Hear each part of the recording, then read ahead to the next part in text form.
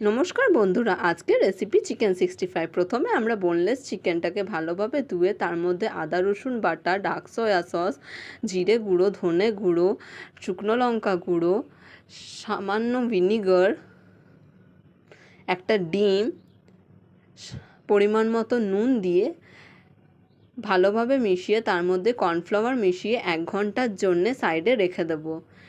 একটা কড়াইয়ে তারপরে আমরা সাদা তেলে ভালোভাবে চিকেনগুলোকে 50% কুক করে নেব। কুক করে নেবার পরে সেটিকে তুলে তার মধ্যে আমরা 1 ঘন্টা রেখে তাকে আবার ভেজে নেব ক্রিস্পি করে।